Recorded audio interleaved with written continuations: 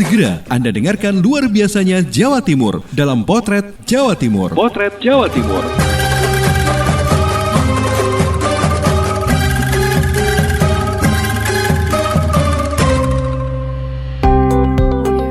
Halo sahabat, Jawa Timur memang luar biasa. Mulai dari tempat wisata, kuliner, event budaya, UMKM, dan masih banyak lagi yang luar biasa dari Jawa Timur. Nah, setiap Sabtu dan Minggu, luar biasanya Jawa Timur akan hadir setiap jam 8 pagi dan 4 sore di program Potret Jawa Timur.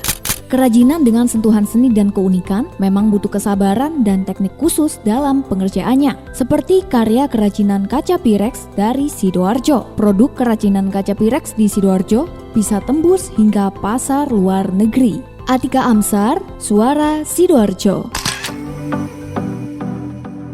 Karya seni Pirek memang bukan produk unggulan dari Sidoarjo.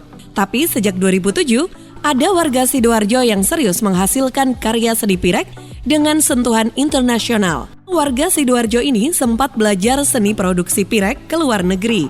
Dan hasilnya luar biasa. Sahabat, membuat produk dari Pirek selain butuh keahlian, juga harus punya rasa seni dan sentuhan kesabaran. Didahului dengan pola, rencana bentuk, dan inspirasi dari karya seni yang sudah ada. Juga tergantung dengan akan dibawa kemana pengaruh budaya dari produk Pirek tersebut. Baru setelah itu, Andi Rismansyah, perajin Pirek asal Sidoarjo ini, membentuk bahan dasar kaca Pirek dengan api bersuhu ratusan derajat Celcius. Jenis karya yang kita hasilkan sudah ratusan ya. Ratusan model ya? Ratusan model. Dari yang paling kecil seukuran? Ya, jadi yang paling kecil seukuran 5 cm sampai sekitar 1 meter. Untuk pasarnya sudah sampai mana, Ceng? Pasarnya kita sudah mencakup nasional ya, nasional, dan juga ada beberapa juga yang sudah ekspor ke luar negeri. Kemana, Mas? Kemana ekspornya? Ke Jerman, Australia, Singapura, dan Filipina. Harga kerajinan Pirek karya Andi bervariasi dari puluhan ribu sampai jutaan rupiah, tergantung tingkat kesulitan dan kerumitan dalam membentuk kaca Pirek. Omset per bulan bisa tembus 80 juta rupiah.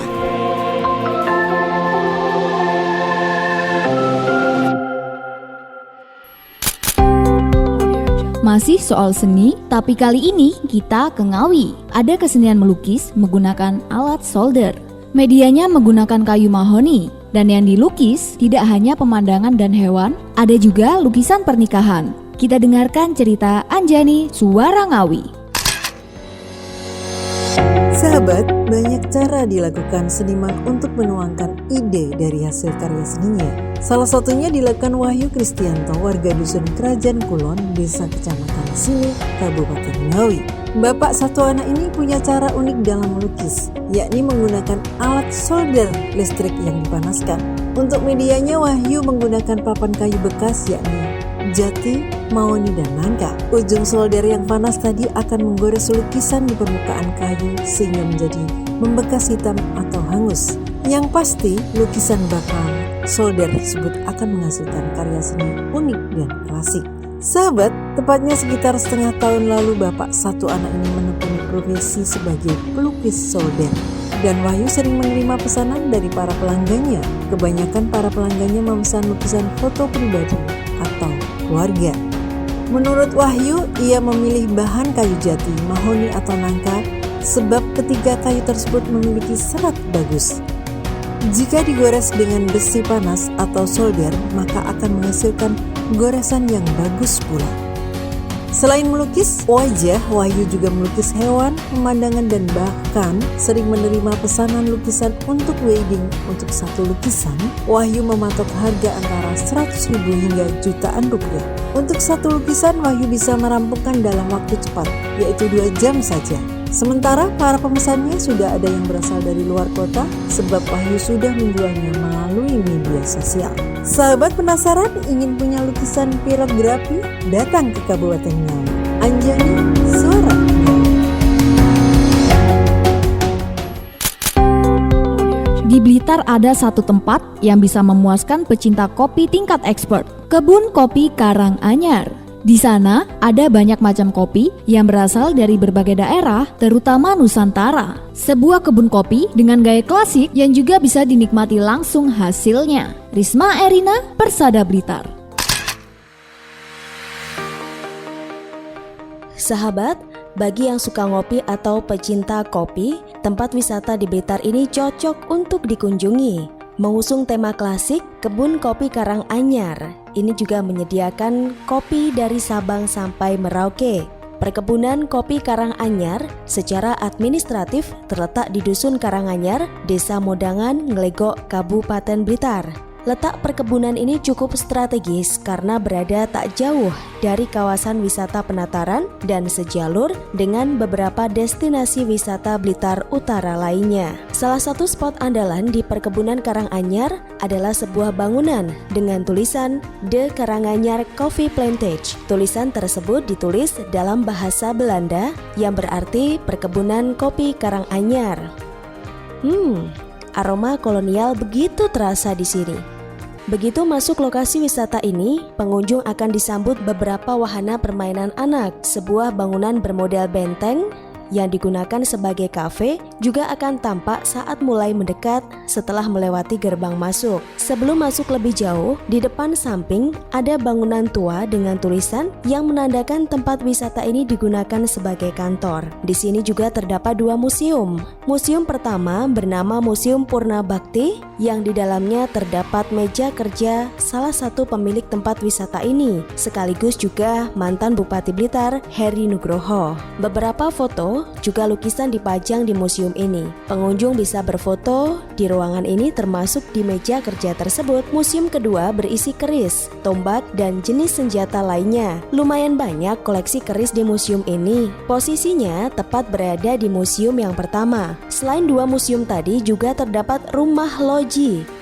Rumah lawas dengan ciri bangunan Belanda ini tampak bersih dan rapi. Kalau masuk ke sini, pengunjung akan diminta antri. Ada seorang tour guide yang akan memandu sambil memberi penjelasan mengenai ruangan-ruangan yang ada di rumah loji ini. Selain menyuguhkan keindahan bangunan-bangunan klasik, perkebunan Karanganyar juga memanjakan pengunjungnya dengan unsur budaya. Perkebunan ini juga memiliki event budaya tahunan yang tak boleh terlewatkan, yaitu ritual petik kopi atau manten kopi. Ritual ini diselenggarakan untuk menandai musim petik dan giling. Nah, bagaimana sahabat? Pastikan kalau Anda ke Blitar, mampir ya ke Kebun Kopi Karanganyar.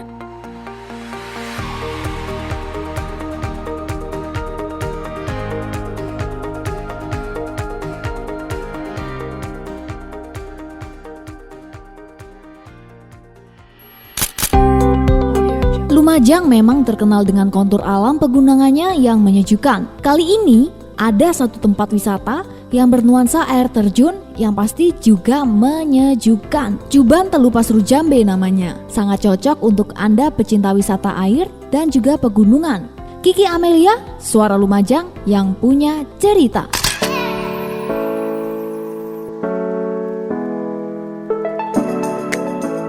Salah satu destinasi wisata alam yang patut untuk dikunjungi saat berlibur di Kabupaten Lumajang, yakni Juban Telu.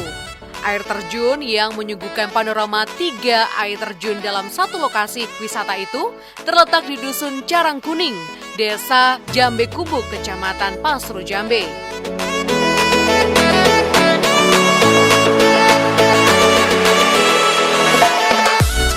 Berjarak kurang lebih 20 km dari pusat kota Lumajang, air terjun ini masih menawarkan pemandangan yang alami. Ketinggian air terjun mencapai lebih dari 5 meter. Untuk mencapai Juban Telu tidaklah sulit. Dari tempat parkir, pengelola sudah menyiapkan armada ojek yang siap mengantarkan para pengunjung ke pintu masuk air terjun. Kemudian perjalanan dilakukan dengan berjalan kaki menuruni anak tangga selama kurang lebih 20 menit sembari menikmati sejuk udara dan panorama alam yang masih asri. Selanjutnya pengunjung sudah bisa menikmati kesegaran dan kesejukan air Juban Telu.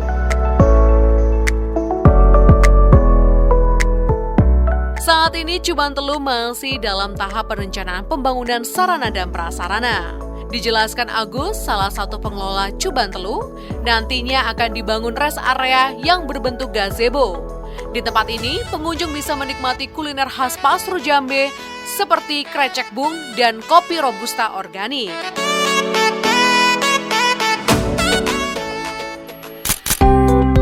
Memancing merupakan hobi yang tak lekang oleh waktu. Tidak hanya di kolam pemancingan, bisa juga dilakukan di sungai besar atau kecil, bahkan rawa-rawa yang sedikit ekstrim, seperti yang dilakukan oleh pemancing di Nganjuk yang berburu ikan nila bahkan sampai keluar daerah. Agustin Merdekawati, Ersal Nganjuk yang berbagi cerita.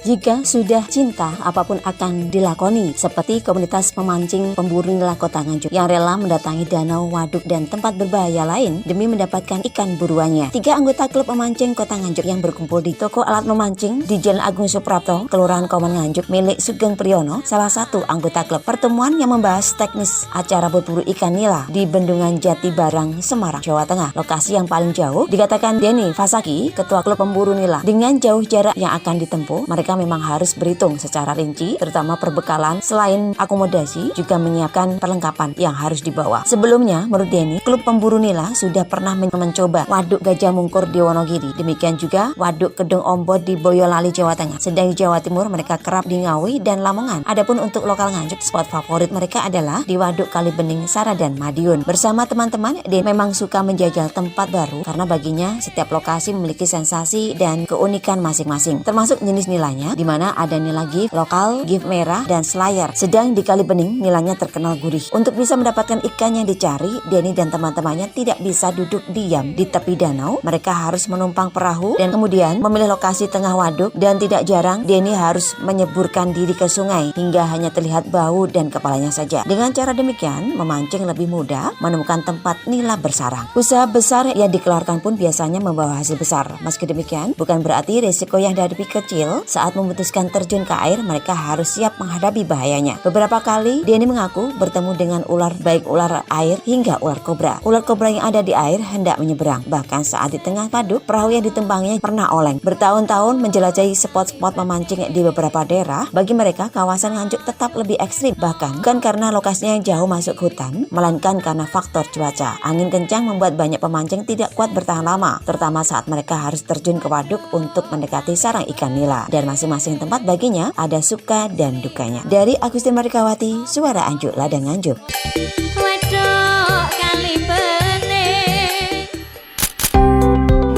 Dan masih banyak luar biasanya Jawa Timur belum terekam dalam Potret Jawa Timur kali ini. Nantikan episode berikutnya setiap Sabtu dan Minggu jam 8 pagi dan 4 sore.